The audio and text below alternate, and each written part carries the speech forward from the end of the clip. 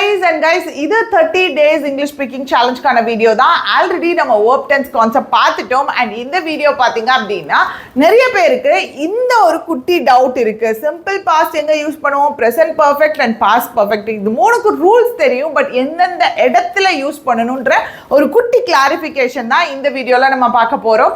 And அதுக்கப்புறம் பார்த்தீங்க அப்படின்னா just 5 questions from verb tenses, so you are going to answer and without any delay we shall get started. So first பார்த்தீங்க அப்படின்னா இந்த simple past இந்த 3 type of sentences போட்டிருக்கேன். Simple past எப்போ use பண்ணுவோம்னா அது பக்கத்தில் பாஸ்ட் ஃபார்ம் ஆஃப் அட்வர்ப்ஸ் வந்துச்சுன்னா யூஸ் பண்ணுவோம். பாஸ்ட் ஃபார்ம் ஆஃப் அட்வர்ப்ஸ் போடணும் அப்படின்னா யூஸ் பண்ணுவோம். For example, I wrote my exam yesterday. I wrote my exam last week. I wrote my exam last year, last month. இந்த மாதிரி எந்த form of adverb வந்துச்சுனாலும், அதாவது adverb of time வந்துச்சுனாலும், நல்லா பாருங்க, adverb of past time வந்துச்சுனாலும் அங்க நம்ம simple past use பண்ணணுமே ஒழிய அந்த இடத்துல இங்க ப்ரெசன்ட் பர்ஃபெக்டோ பாஸ்ட் பர்ஃபெக்டோ யூஸ் பண்ண மாட்டோம். இது ஒரு கண்டிஷன்.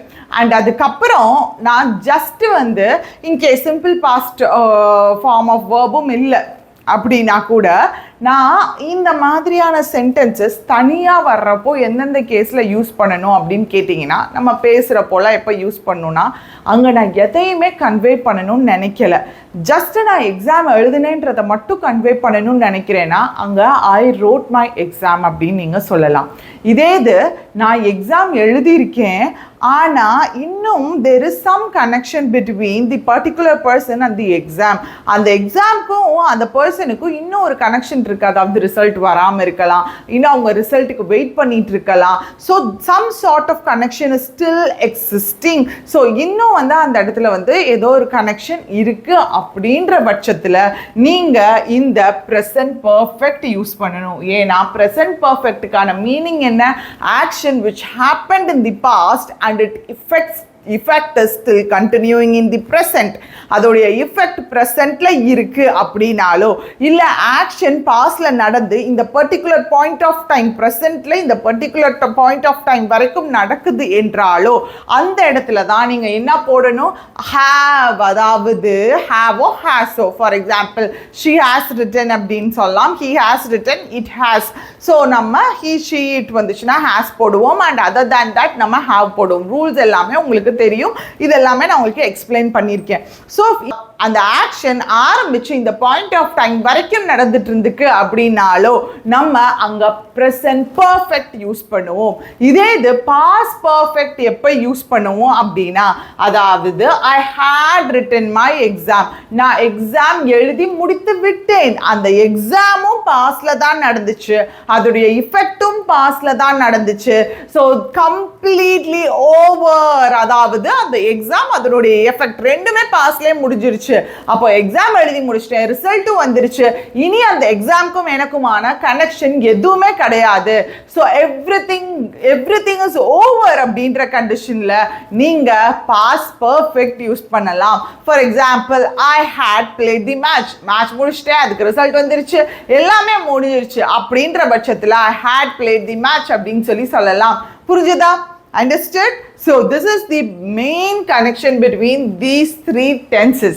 So இது உங்களுக்கு clear-ஆ இருக்கும் அப்படின்னு சொல்லி நான் நினைக்கிறேன். And let's move on to the question session. So first one, இங்க பாருங்க, I dashed the exhibition yet. Already நான் உங்களுக்கு 10th கிளாஸ்ல சொல்லி தந்திருக்கேன். எட் அப்படின்ற வார்த்தை எதை குறிக்குது, இன்னும். அப்போ பாஸ்ட்ல ஆரம்பிச்சு இன்னும் அப்படின்னா அந்த இடத்துல என்ன டென்ஸ் யூஸ் பண்ணணும், ப்ரெசன்ட் பர்ஃபெக்ட் டென்ஸ். ஏன்னா பாஸ்ட் டில் ப்ரெசன்ட் இப்போ வர, அப்போ இன்னும் என்ன ஆகுது, I haven't seen the exhibition yet. haven't, okay, apostrophic பதிலா கொஸ்டினா மாறிடுச்சு. I haven't seen the exhibition yet. அப்போ நான் இன்னும் எக்ஸிபிஷனை பார்க்கல. hadn't வராது, ஏன்னா hadn'tன்றது பாஸ்ட் ஆஃப் பாஸ்ட் ஆக்ஷன்ஸ் நடந்துச்சுன்னா தான் என்ன போடணும், hadn't போடணும். அண்ட் அதே மாதிரி இந்த பாஸ்ட் பர்ஃபெக்ட் இருக்கு இல்லையா, எப்போல்லாம் யூஸ் பண்ணுவோம் அப்படின்னு கேட்டிங்கன்னா, ரெண்டு ஆக்ஷன் பாஸ்ட்ல நடந்துச்சு அப்படின்னா the very first action will take past participle. So அதாவது பாஸ்ட் பர்ஃபெக்ட் டென்ஸ் எடுத்துக்கிறோம். For example, by the time we arrived the station, the train had left. So நாங்கள் ஸ்டேஷனுக்கு ரீச் ஆகுறதுக்கு முன்னாடியே ட்ரெயின் போயிடுச்சு. அந்த இடத்துல ட்ரெயின் ஹேட் லெஃப்ட் அப்படின்னு யூஸ் பண்ணுறேன். அப்போது நாங்கள் ஸ்டேஷனுக்கு வந்த ஒரு ஆக்ஷன் பாஸ்டில் நடந்திருக்கு, அதனால அரைவ்டு சிம்பிள் பாஸ்டில் போட்டிருக்கேன். அண்ட் அதுக்கு முன்னாடியே ட்ரெயின் போயிடுச்சு. ஸோ அந்த இடத்துல ஹேட் ப்ளஸ் லெஃப்ட் அப்படின்னு சொல்லி பாஸ்ட் பார்ட்டிசிபிள் யூஸ் பண்ணியிருக்கேன். ஸோ பாஸ்ட் ஆஃப் பாஸ்ட் ஆக்ஷனுக்கு நீங்கள் தாராளமாக பாஸ்ட் பார்ட்டிசிபிள் யூஸ் பண்ணலாம். I haven't seen. அப்போ இன்னும் அப்படின்னா பாஸ்ட்ல இருந்து இப்போ வரைக்கும் அப்படின்ற மீனிங். அப்போ இன்னுமே எக்ஸிபிஷனை நான் பார்க்கல அப்படின்றது. And coming to the next question. Poovi dash at 6:30 this morning. Okay. 6:30 this morning. அப்போ 6:30 மணிக்கு இன்னைக்கு மார்னிங் 6:30 மணிக்கு என்ன பண்ணாங்க? Gets up, got up, as getting up, as got up. எனக்கு தெரியும் என்ன மாதிரியான past form of adverb of time வந்திருக்கோ. அப்போ இங்கே டைம் மென்ஷன் ஆயிருக்கு. அப்போ டைம் மென்ஷன் ஆயிருந்துச்சுனாலே சிம்பிள் பாஸ்ட் யூஸ் பண்ணணும். அப்போ சிம்பிள் பாஸ்ட் எங்க இருக்கு? It's here. So Poovi got up, right? Yes, that's it. And fine, coming to the next one. We dashed to Hyderabad by bus 2 weeks ago. So இங்கேயும் without any doubt 2 weeks ago. அப்போ 2 வாரத்துக்கு முன்னாடி past time கொடுத்துருக்காங்க.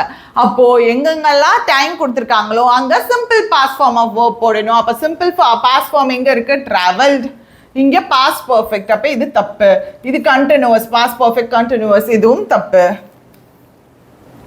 இது present, இதுவும் தப்பு.